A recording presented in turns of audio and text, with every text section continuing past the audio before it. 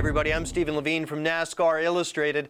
Not too long ago, we had a pretty cool opportunity. We spent some time in Emporia, Kansas with Clint Bowyer. He showed us all around his hometown. We're going to bring you an entire series of Clint Bowyer hometown videos, about 6 in all. But we're going to start our tour at the corner of Industrial Road and West Highway 50, diagonally across the street from the Clint Bowyer Community Center at a car dealership. A car dealership that Clint Bowyer worked at when he was a kid and just starting out in his racing career. It was called Emporia Motors, and in fact, that car dealership sponsored him early on.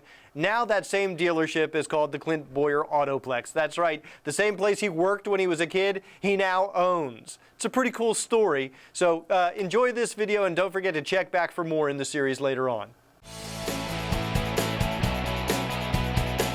This is the showroom. I was basically Craig's right-hand man. Yeah. You know, I mean, I did a lot in the recon department. I did paintless dip repair and things like that. When you're a racer, you have to have a job like that, because when it's time to go racing, if there's a race anywhere that's obtainable to get to, you're going. Yeah. And if you don't like it, you're probably going to go anyway. So I had a pretty lenient boss growing up. Well, what's cool is this is a place that sort of supported you. You know, absolutely. Not only Emporia, the community, but this particular business. And now, you know, it's sort of come full circle. Now you're using it to support the community. Absolutely. Actually, Craig sponsored me. You know, my boss, I always had Emporia Motors on my car, and the funny thing is, you know, once I got going, he called, you know, his son actually races dirt modifieds like I did back then, and I got my logo on the side of his race car now.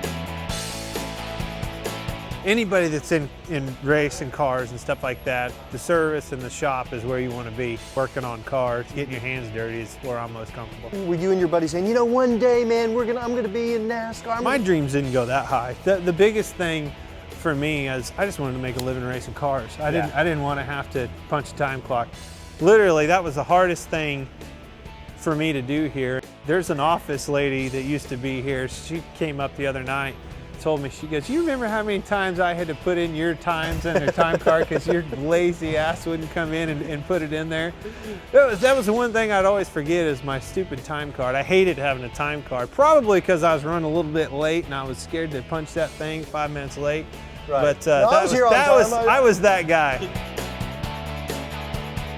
You had buddies who worked here in the dealership? Oh yeah. Cool thing about, you know, coming back here to this dealership is we kept a lot of people. There's a lot of people that I worked with 15 years ago when I was here. Certainly was neat that most all of them stayed. Not only were we able to keep their jobs, we're going to build on that and hire more.